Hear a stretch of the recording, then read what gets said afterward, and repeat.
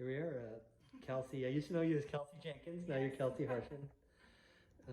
This is Annie Morales, by the way. And I've known you since maybe you were 9 or 10. Me and your mom were trying to think about that. I used to coach against you. You were a tough opponent. And then you went on to Sabino. And so tell me a little bit about, well, first of all, that's your medal. Got your bronze.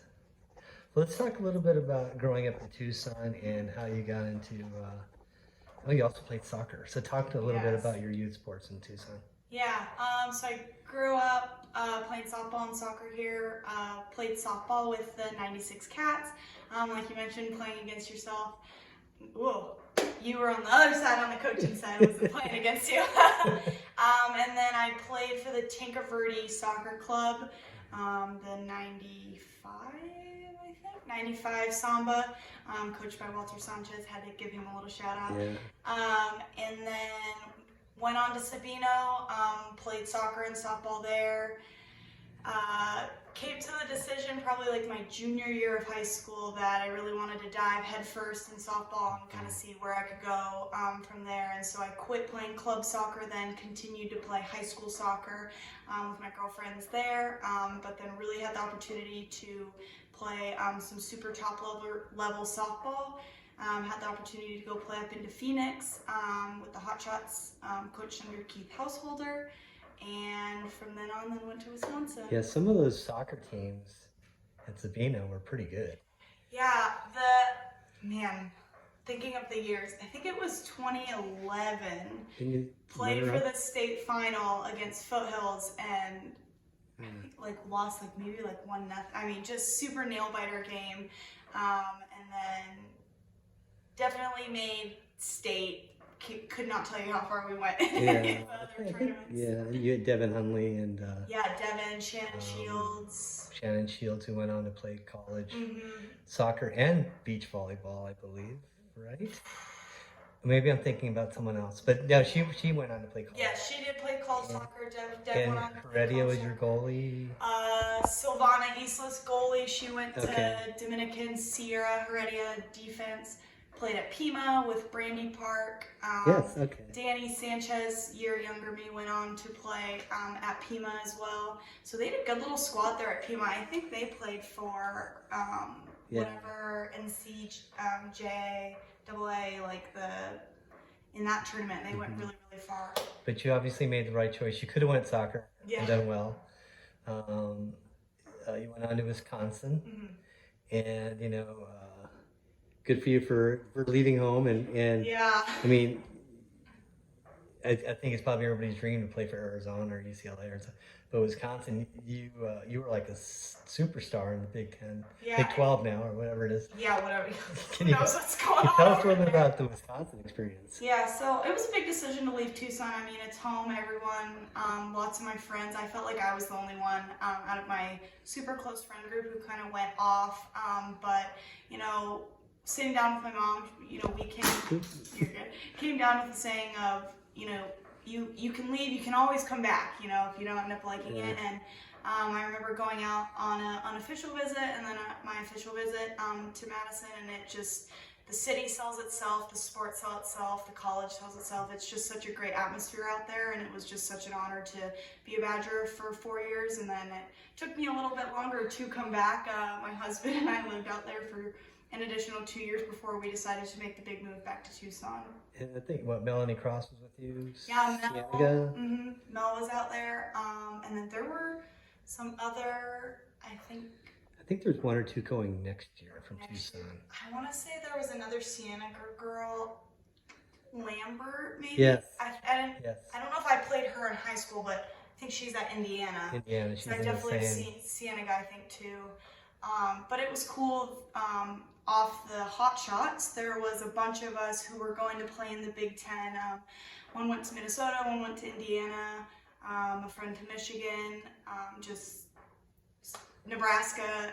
So it was kind of cool to still play respected teams in the Big 10 and kind of always have a previous teammate. What position were you at in Wisconsin? Yeah, the first 2 years I played third base. That was an experience You in had a strong itself. arm. So. Yeah, and then got to bounce back over to second base for my junior and senior year. Definitely a little bit more comfortable. And that's where you play now? Right side of the infield, yep. And then I have stayed over there and play second base for the national team. Yeah, so on the Olympics you made this great play at second base, and I couldn't understand what the French announcer was saying, but that went almost viral on. That was crazy.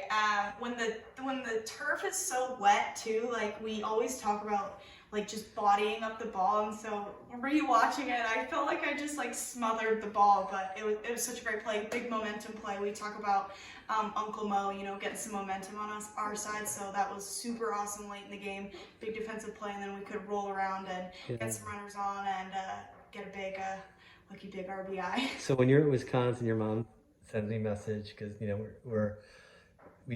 known each other for a long time, and well, I do remember one time you hit your mom in the head with a helmet. Do you remember that? Yes. That's when you were a kid and she got too close to you in the batting circle. Yes. I think I like clicked. I thought it was so cool when you like click your cleats.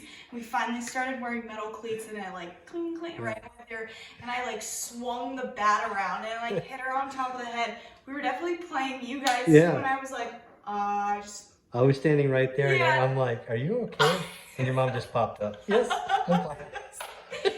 Yeah, for those who are watching, do not click your cleats. It ruins the bat. I'm very disappointed in myself for doing that. Yeah, a lot of people don't know. For a while there, kids in club didn't wear cleats, and so they weren't allowed to. Yeah. So that's one reason why coaches were hesitant to recruit. The pitching rubber was farther. 43 feet. 43. Yeah. So. Anyway, your mom messaged me that you're going to do some junior stuff with Canada. So how did that all come about? Yeah, so in 2015, I just finished my first year at Wisconsin, and it was a junior kind of rotation, so it kind of offsets with the senior world's rotation, so it's like every 4 years, but then like there's something every 2 years, kind of going on with Softball Canada. So in 2015, I had gotten an email. I was a little hesitant actually about going out because in 2013, I had gone out and tried. I was like one of the youngest ones at the tryout. I would have been 16 at the time, and I got cut from the team, and I just like thought the world was ending, and I was horrible at softball. And so when I got the chance to come back when I was a little bit going to be older in this rotation, I was like, what if I get cut again, and what if I'm not good enough? And I sat down with Yvette Healy, my head coach at Wisconsin, and she was like, dude, why not go for it? And I was just like, I don't know, like, and so it was kind of like this decision of, do I go for it? Like, am I, I didn't want to feel like I let my mom down again of, not making this team. And so all in all, I ended up going for it, and I made the team, and we had, at the time, finished 4th, so I think we lost to Puerto Rico in the bronze game in Oklahoma City, and it was the highest finish that a junior team had finished, and I think finally in 2019, a couple years ago, they finished 3rd. So now 3rd is the highest finish. But yeah, so that started, and then once I finished my junior rotation, that next summer was a World's Year for the senior team, and they actually held the tryout here in Tucson. So I got invited to that. Had never been to a senior team tryout, so obviously nerves were going through. Was super excited to have Sarah Gronwagen, who played at Minnesota, powerhouse there. So I knew her like a little bit from playing against her in college, and it was just such an eye-opening experience. Unfortunately, I didn't make the team that rotation. They still had a lot of really great veterans who were sticking around for that last Worlds, and then I got rotated on in the 2017 year and have been with the senior team since then. And then your mom said there was a possibility you're going to be on the Olympic team, and your coach took forever posting the team. Oh my gosh! Probably the last. And I knew you were going to be there. I mean, infielder, and I was It seemed like a younger team. I don't know. To me, it did. It was like a good mix.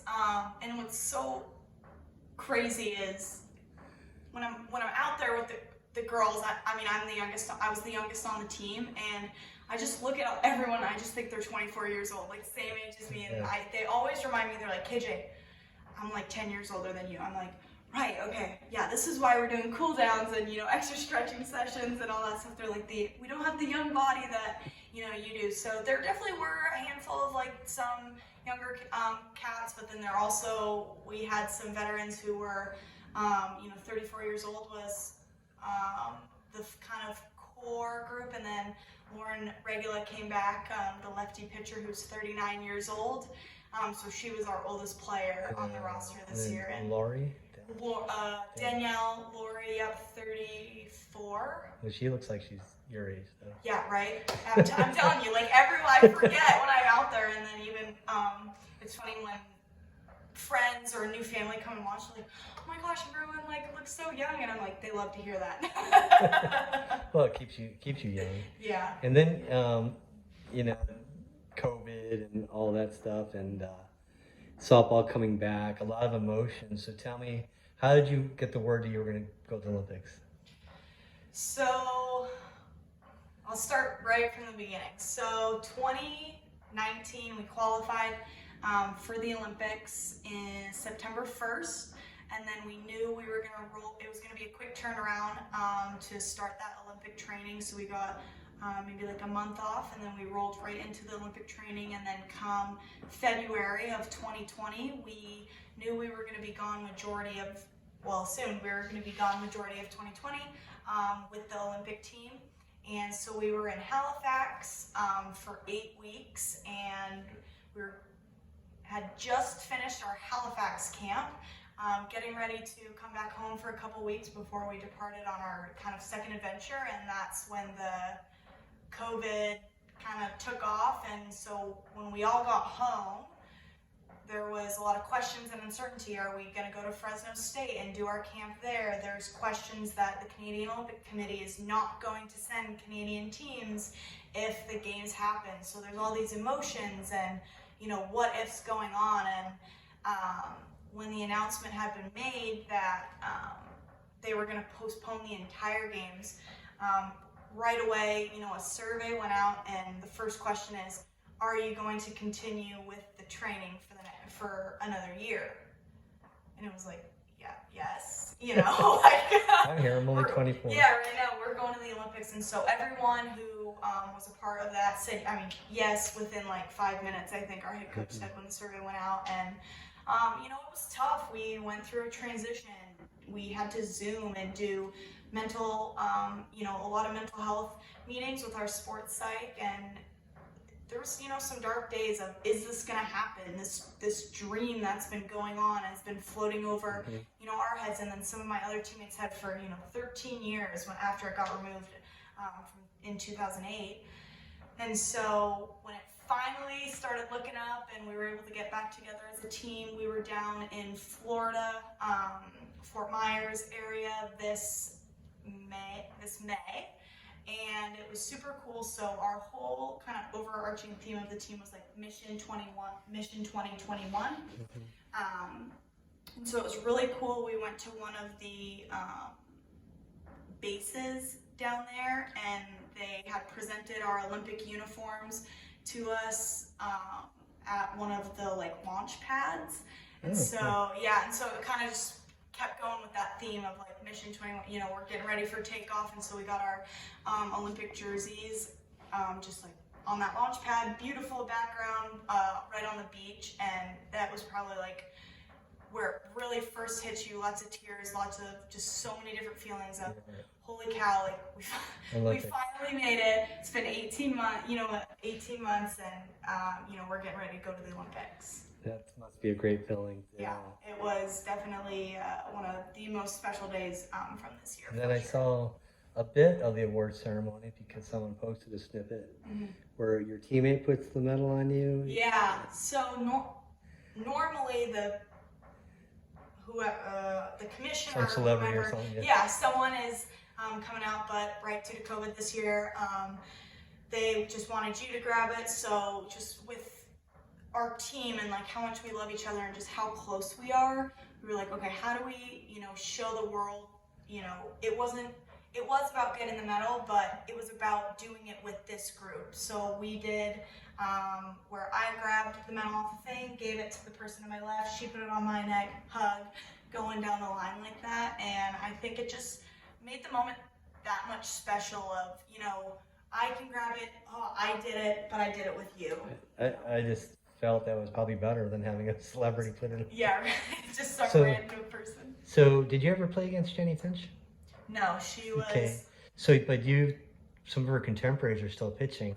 Yeah. So tell me how it feels, and you batted against Ueno? Mm-hmm. So you've gone against, and in practice, Lori, and the how do you say her, your head pitcher. Oh, Sarah Groenewegen. And then the USA pitchers, and then your time with the Wild. Mm-hmm. So you batted against some of the best pitchers in the world. Tell me how that feeling is. It's awesome. I mean, I'll start with the Japanese. You said Yukiko Ueno. I remember my very first Canada Cup that I had ever gone to. I can't even tell you the year, but I remember you always wanted to go watch the Japanese play because they were loud, they were cheering, it was just such a thrill to watch as a young softball fan. And I remember they were playing the Canadian team, or maybe it was the Australian team. Anywho, and just everywhere was packed. And I just remember my mom and I being like, man, we're missing something. Like something's going on. It's never this packed, this early for like a pool play game. And come to find out, they had brought Ueno down, and she was planning on throwing that night game. And typically she hadn't been throwing in pool play. They kind of save her for the later rounds, and so it was super special. And I just remember watching it. I was like, that is the fastest pitch I've ever seen. I'm not even standing in the box. And it felt like you can just like hear the spin on the ball and just like people crowding the bullpen area to watch her warm up. And I'm just a little girl then, right? Yeah. Fast forward to 2018, we're playing in the World Championships, and she steps out on the mound, and I was like, holy cow, she's still playing. Like, this is so impressive. 36 years old, and she's the best in the world, right? And I remember stepping in the very first pitch, and I don't even think I took a step. I had no intention of hitting it. Nice drop ball right on the outside part of the corner, and I just flew my head up to the scoreboard, and it said 118 kilometers, and I was like, oh, that's 72 miles an hour. That is pretty fast. So that was an experience in itself. And then have played her a couple times since, and then this time around had the chance to face Monica Abbott. Wow. She's one of the best for a reason. That lefty on lefty matchup is, I see why people want it. It's definitely a tough one, and I can understand why people don't want to hit off of her. It was. So you prefer to go up against a lefty, right? No, a righty for sure. Okay. You're not worried that you're going to get hit? No. You're not a slapper though. No. Okay. Left slapping in the past. Because I guess a lot of slappers are afraid of getting hit by. Yeah, like a curveball coming in already. Yeah, just that lefty is just so hard to like pick up from the hip, right? I'm just so used to picking up, the one hip, but yeah, I don't know what it is, and it's hard to explain as a left-handed hitter. But you ask any left-handed hitter, and it's like, so you like facing lefties? And if you find someone who says yes, feel free to send them my way and give me some tips, because. And plus, like, he's throwing 72. You pretty much is a guess, I guess. Yeah, you're just like super short, chokes up on the bat, foot probably already down, not getting a big swing off. You're like, okay, 2-1. This is probably going to be low and outside. Yeah.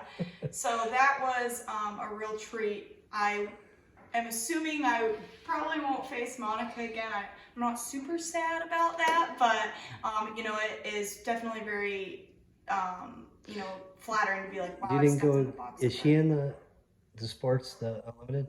She's not in. No, so she still is playing over in Japan. Okay. But we will face Kat Osterman, who's like. Yeah. I mean. Unless she drafts you. That would be awesome. Yeah. She usually picks the catcher first, right? Yeah. Which is smart for a pitcher. Totally. You want to throw to, who you're comfortable with, Yeah. and, and she... So you played for the Wild, so you're a professional. Yes. Is that on hold now, or is that... Yeah, so unfortunately, the NPF has kind of folded. Oh, they did? Oh. Yeah, so that's really unfortunate. It was kind of a way to start climbing, professional softball. But I think Athletes Unlimited is really going to take off. Yeah. And they're definitely doing something really, really special over there. I'm so excited to be going back for season 2 and playing Sarah Grunwagen and then Victoria Hayward, who were on Team Canada with me there, also coming for season 2. And they've been very supportive of you guys in Tokyo. They tweeted everything about you guys. Yeah, no, they're great. They are building something really special out there. I'm so excited for people coming out of college to get that experience of kind of going through a draft, feeling what it feels like to get selected, and also like make a little bit of money, playing the sport you love. That's always really exciting. How is that draft, weekly draft, is that still nerve-wracking, or is that... Or is it like elementary school when you're like, I hope they pick me, I think the very first draft last year, you're just like, oh my gosh, please pick me, please pick me, please pick me. But then you kind of like strategically go through it, and you're just like, okay, what team can I help out the best, right? To then maximize the amount of team points, get the stat points, and it kind of all comes to that. Obviously, if you can get on a team with like a lot of your friends, that's awesome, but sometimes it doesn't come down to that, and it's just like, where am I going to be able to play my best softball? And so I think that's ultimately like towards the end of the 6 weeks.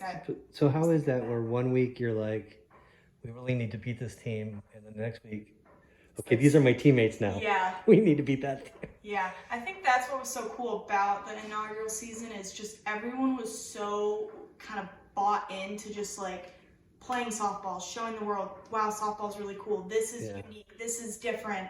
And it's fun, right? Because you're playing, I think there was maybe like 4 or 5 girls that I didn't cross paths with, but out of, almost 60 girls, it's exciting to get to play with new people. And then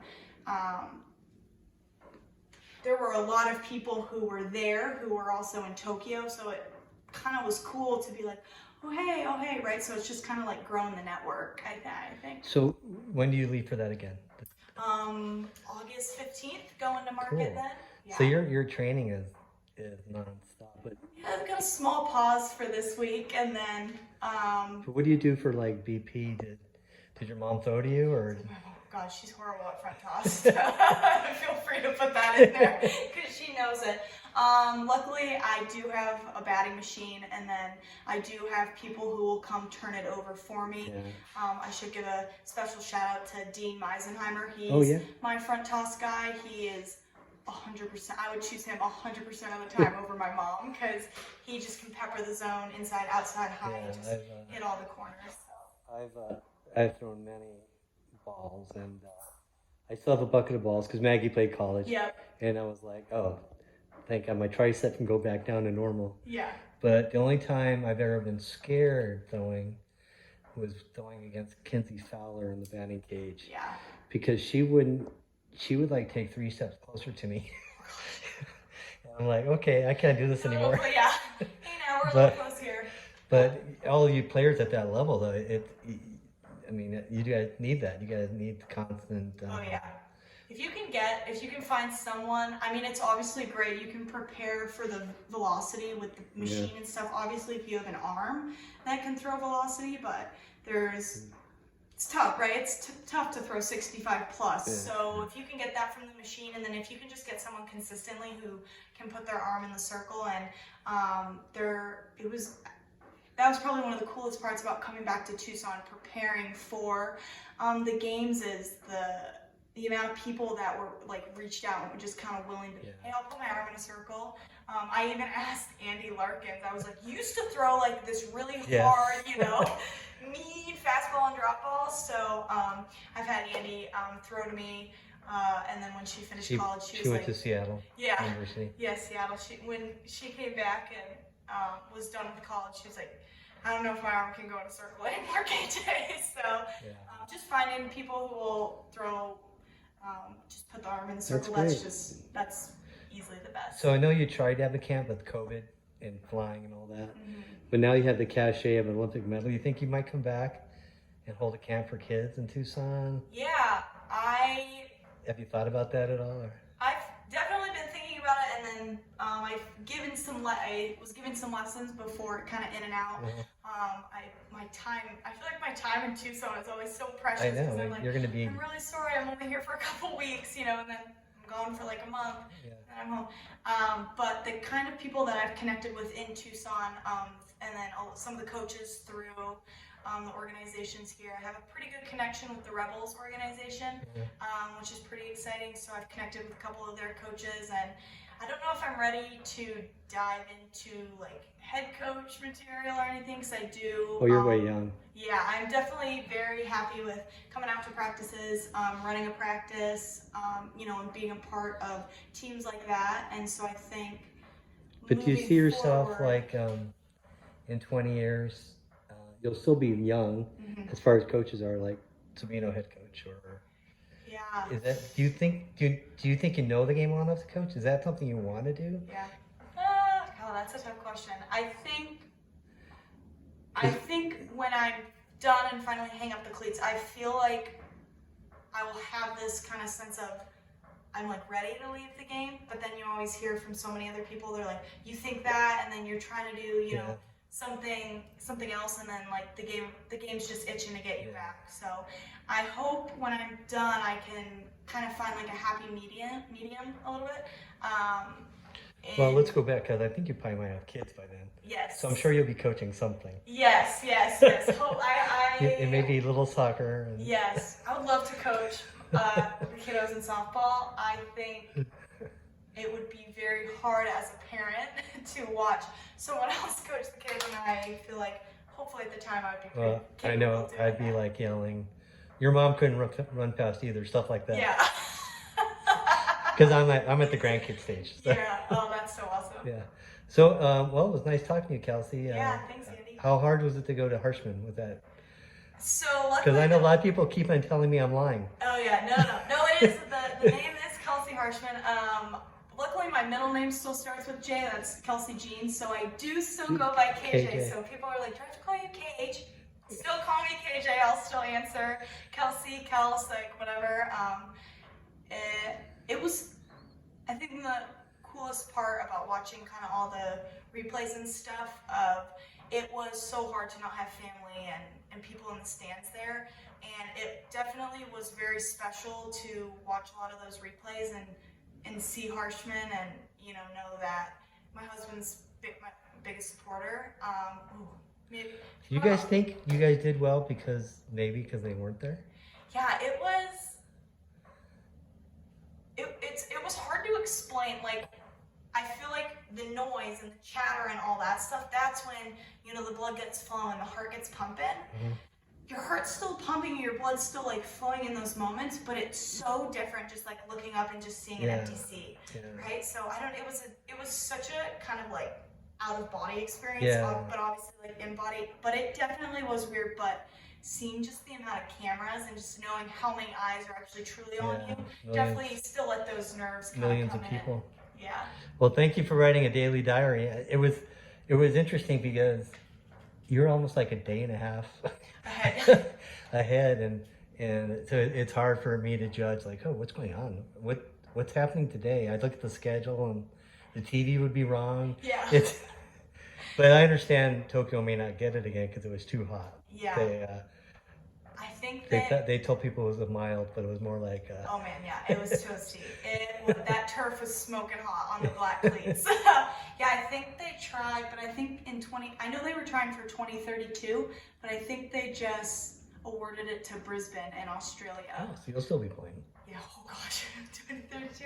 I'm hoping to make it to 2028. After 2028. You'll be the one telling the young girls, hey, yeah, slow down, I need to rest. I need some more ice baths, some more stretching. All right. Well, thank you. It was nice to catch up with you again, Kelsey. Yeah, thanks, Andy. Sure.